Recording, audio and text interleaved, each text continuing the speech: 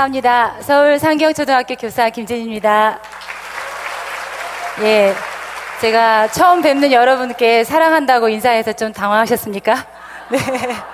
네. 예, 인사를 너무 잘 받아주셔서 저도 당황했습니다. 네, 제가 아이들에게 3월 초에 만나면 이렇게 사랑합니다 인사부터 가르칩니다. 사랑합니다 인사에는 3가지 단계의 의미가 담겨 있습니다. 1단계로 나는 나를 사랑합니다 라는 말을 나의 뇌에게 들려주는 거라고 얘기해 줍니다. 그리고 이게 잘 되면 다음 2단계로 인사를 받는 상대방에게도 당신도 나와 마찬가지로 소중한 존재입니다. 당신을 사랑합니다. 그 의미를 마음으로 전하는 인사라고 얘기합니다. 그럼 1단계와 2단계를 잘 이룬 아이들은 다음 3단계로 나아가는데요. 나를 지금 이 자리 이 순간 있게 만든 수많은 존재들, 부모님, 선생님, 또 친구들, 그리고 보이지 않는 수많은 사람들과 또 온 세상과 우주에 대해서 감사하고 사랑하는 마음이 저절로 생길 거라고 얘기해 줍니다. 처음에는 1단계의 사랑합니다도 선택하기가 사실 어려웠습니다. 그래서 짧지만 이 시간에 제가 뇌교육을 시작하게 된 그 출발부터 얘기하면서 이야기를 한번 풀어가 볼까 합니다.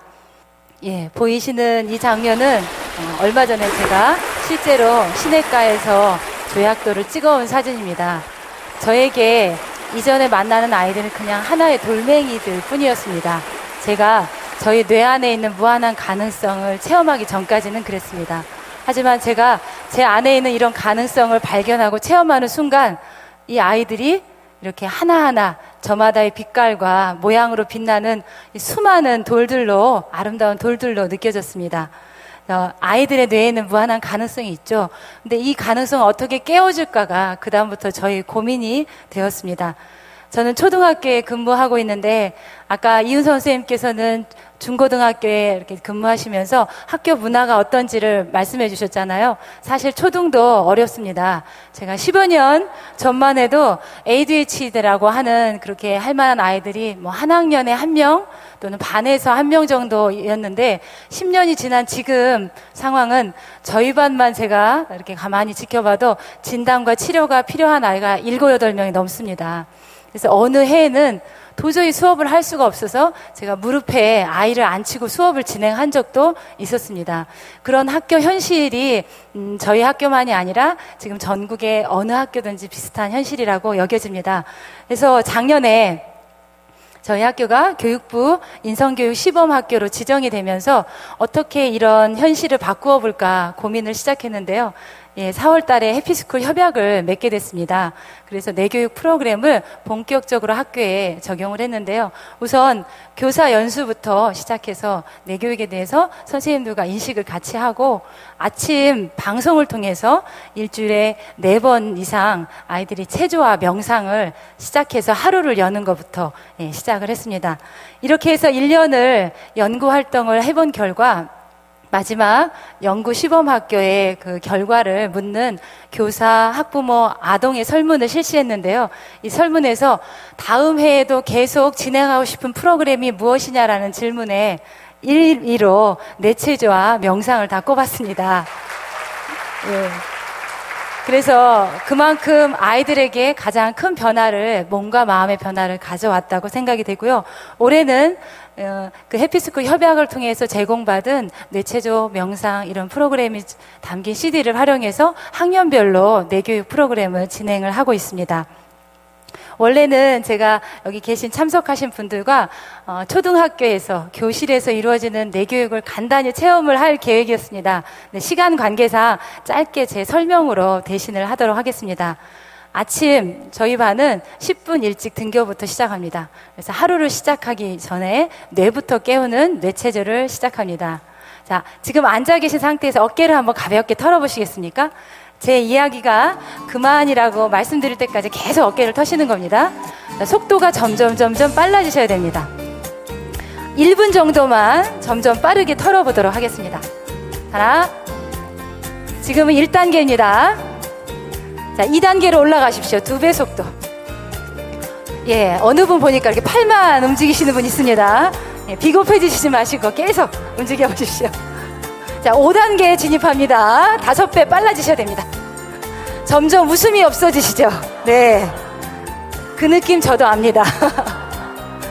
자, 이제 고마 멈추시고 어깨 가볍게 한번 돌려보시고요.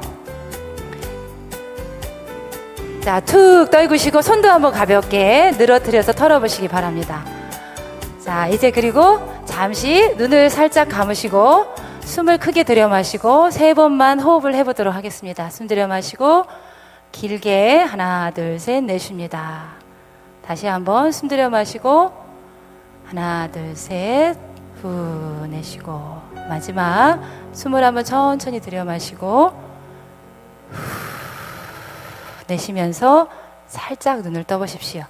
예, 저와 함께 1분도 안 되는 시간 동안 짧게 몸을 움직이고 호흡을 통해서 잠시 자기 내면에 집중하는 명상을 체험하셨거든요. 예, 이것만으로도 주의가 좀 다르게 인식되지 않습니까? 네, 바로 이겁니다. 저는 수업 시작 종이 울렸다고 해서 바로 아이들의 상태를 점검하지 않고 수업을 시작하는 건 뇌에 대한 폭력이라고 생각합니다. 그래서 뇌교육을 적용한 학교에서는 늘 이렇게 아이들의 뇌를 먼저 수업을 받을 수 있는 그런 뇌 상태로 먼저 깨우고 나서 수업을 시작합니다. 그리고 작년에도 여러 가지 명상을 통해서 큰 효과를 보았는데요. 올해 또 한 가지 굉장히 쉽고도 효과적인 명상법을 도입하게 됐습니다. 바로 자기 명상법인데요. 이 보여드리는 것처럼 이렇게 자석입니다. 에너지 집중력 스톤이라는 이름의 자석인데요. 이 자석을 활용해서 아이들이 이 자석이 가진 자기장에 집중하는 명상을 합니다. 명상에 집중하기가 어려운 초등학교 굉장히 산만한 아이들도요.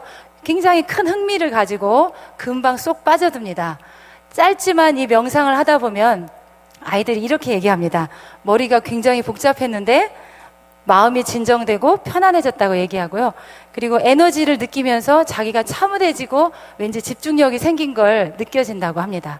자, 이런 자기 명상을 서울 상명대학교 사범대학 부속 초등학교에서 한 달여 정도 아이들의 교육 프로그램으로 적용을 해본 그런 실험 결과가 있습니다. 같이 한번 보실까 합니다. 수업 시작 전 아이들은 매일 반복적으로 집중력 훈련을 해왔는데요. 자, 이렇게 잡아보세요. 그리고 이게 부딪혀서 소리 나면 안 되죠.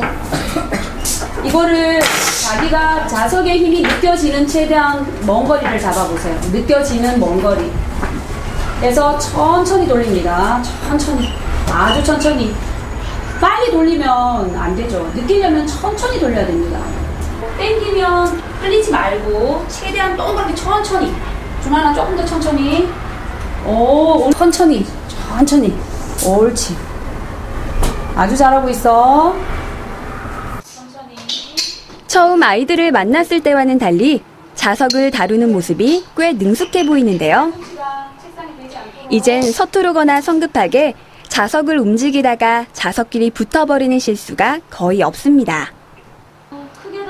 그리고 천천히 움직이는 동작을 유지하는 시간 또한 꽤 길어진 것 같은데요.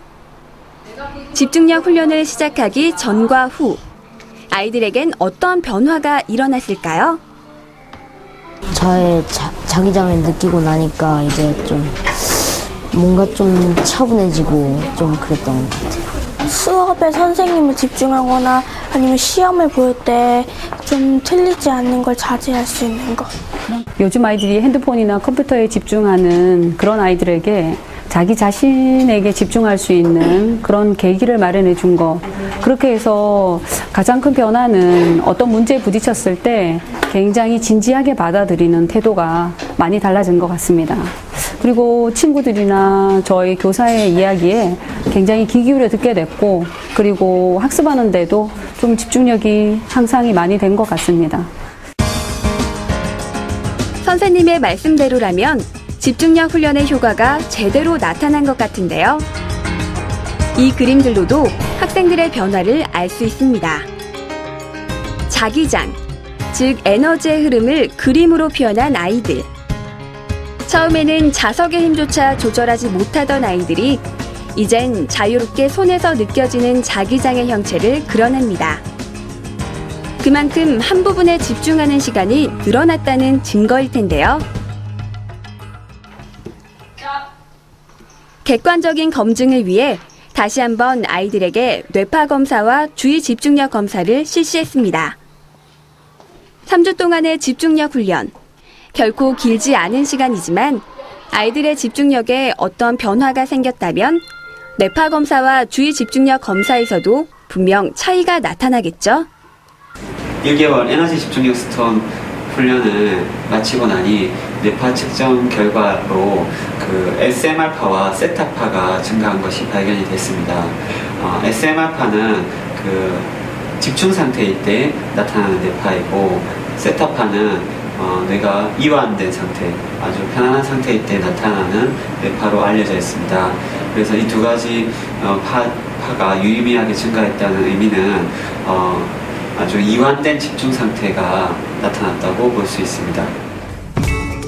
학생들의 뇌파 검사 결과 각성 상태를 나타내는 베타파의 증가와 함께 SM알파와 세타파가 증가한 것을 알 수 있었는데요.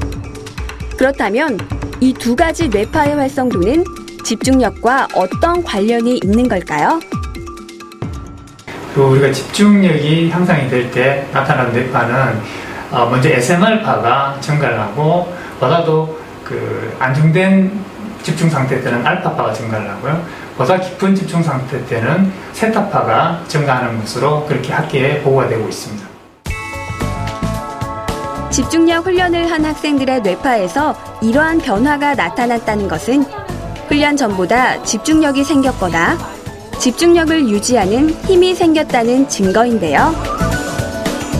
집중하는 능력은 선천적인 것이 아니라 훈련을 통해 키울 수 있다는 사실. 예, 중요한 건 집중력은 원래 우리 뇌에 있기 때문에 훈련을 통해서 얼마든지 개발하고 키울 수 있다는 점입니다.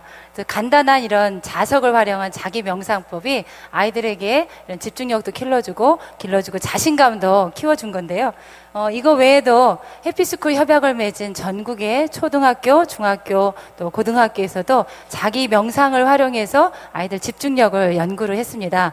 그 결과 한 달여 적용한 그 아이들이 집중력이 많이 향상됐다는 그런 결과치가 나왔고요. 그리고 이것을 체험한 아이들이 마음이 좀 편안해졌고 그리고 집중력이 커졌다는 그런 이야기들을 들을 수가 있었습니다. 자, 이렇게 1년 정도 뇌체조, 명상, 여러 가지 뇌교육 프로그램들을 체험한 아이들에게 물어봤습니다. 저희 반 아이들인데요. 너희들은 뇌교육을 어떻게 생각하느냐? 아이들이 이렇게 대답합니다. 뇌교육은 마음의 건강이다. 왜냐하면 뇌교육을 하면 기분이 좋아지니까. 뇌교육은 우다다. 왜냐하면 몸과 마음을 치유하기 때문이다. 의사는 뇌교육을 싫어해. 자꾸 좋아지면 누가 병하나. 의사는 결국엔 뇌교육을 배웠다네. 왜 뭐하나? 그러는입니다. 아이들의 이야기가 훨씬 실감나게 다가오시죠? 이렇게 뇌교육을 통해서 아이들의 몸과 마음의 변화가 시작이 됩니다. 하지만 저는 뇌교육이 가장 중요한 이유는 이거라고 생각합니다. 아이들의 생활 태도가 달라집니다. 똑같은 일을 이전과 달리 가치 있는 일로 아이들이 받아들이게 됩니다. 여러분은 어떨 때 행복하십니까? 내가 지금 하고 있는 일이 가치 있는 일이라고 믿을 때, 그럴 때 행복하지 않습니까? 네. 이걸 모르는 사람에게는 청소가 힘들고 귀찮은 일이지만 이 의미를 아는 사람에게는 청소가 지구를 깨끗하게 만드는 정말 소중한 일이 됩니다. 작고 하자는 일이 굉장히 위대한 일로 변화되는 겁니다. 그래서 아이들에게 묻습니다. 여러분은 왜 공부를 합니까? 뇌교육을 배운 아이들은 이렇게 대답합니다. 나는 나와 민족과 인류를 위해 공부합니다. 저는 교사로서 이렇게 여러분에게 선언하겠습니다. 나는 나와 민족과 인류를 위해 가르칩니다. 예, 끝까지 들어주셔서 감사합니다. 네, 김진희 선생님께 큰 박수 부탁드리겠습니다.